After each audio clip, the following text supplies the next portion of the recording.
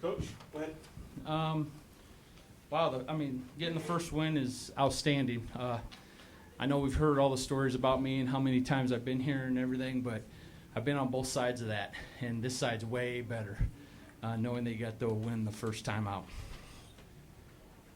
Questions? First of all, congrats on the Hall of Fame. Thank you. I'm curious, do you have several players back from last year? Did you let those veteran players talk to the young guys or anything, or do you handle those? No, they do it since August. There's in our clubhouse, there's pictures everywhere. We talk about things. We talk about it from when we recruit them. This is where guys, I kind of want to say expect to be in our season. So it was there. The one thing is so much is mental in life, and it's one thing when you're just trying to picture something or you're listening to a coach.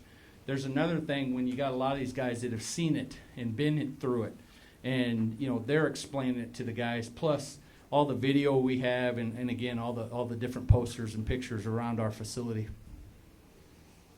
Devin, outstanding performance today. What was working for you throughout the game? I think it's really just throw strikes and let them make the ball, and felt confident with our defense to make plays. Anything? What pitches were you using for most of the game? Just fastball, curveball, and then occasionally a changeup. You were here last year. Did you see quite a bit of playing time last year? Not really, no. I couldn't remember if you did or not. So, talk about what it was like being a Colorado kid. Were you familiar with JUCO growing up? Not really, no. I went to this when I was like 8, but was never really familiar with it. Talk about your nerves in a big game like this and not being out here a lot before. Wasn't really nervous. Just felt good out there. This is Josh Newell guy. This is the way he is. This is the guy right here. You're the cool guy on the team. He's a laid back. No one would say I'm cool. Nobody would say I'm cool. No, he did it last weekend too. He had 2 doubles and a single right in the last game, in the championship game, and 2 doubles to left field. One of them was off the fence in left field, and he's been swinging it well. And it doesn't bother us either. They bring a lefty in, and this is the same lineup we've really been doing. And the guys, as you can see, they're comfortable with a left-hander on the mound as well. Devin, quick question for you. Pitching in the rain, that help, hurt, neither?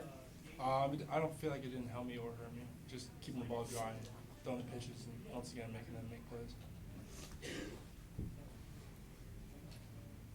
Anybody else? Pretty easy day today. As far as your top 4 guys were all on the field and played extensively last year, is it kind of nice that obviously it's nice, but your bottom 5 guys, but they all were the bigger contributors today. I think that's been Iowa Western. In my 13 years there, I think that's been Iowa Western.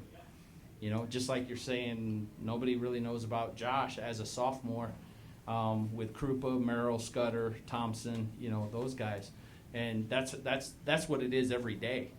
Is now all of a sudden, Logan Kiefer and Cropley at the bottom of the lineup, and I think that's what makes you dangerous. And I think in a tournament, I think that's what makes you dangerous, because if all you got to do is concentrate on a 3-hole guy, keep the lead off the bags, and concentrate on your 3 and 4 hole, I don't think you're going to go very far. We talk about links in the chain.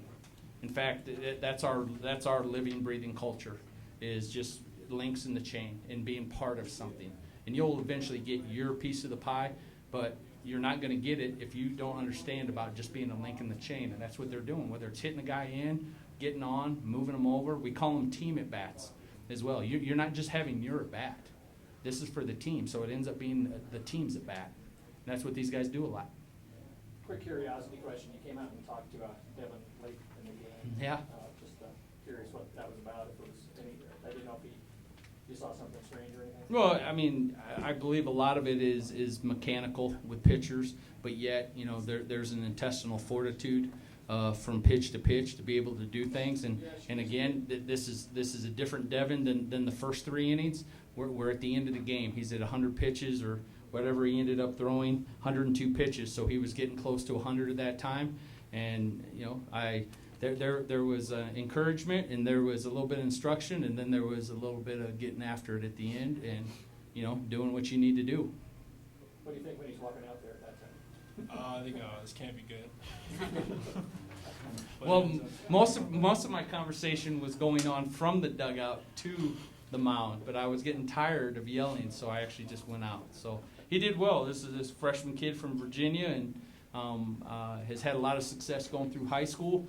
But not too many guys have had this type of experience yet. And throwing him out there first time, he did exactly what I thought he was going to do. How was your nerves? I was pretty nervous at the start, but once I settled in, I noticed we were going to hit the ball. Felt a lot more confident.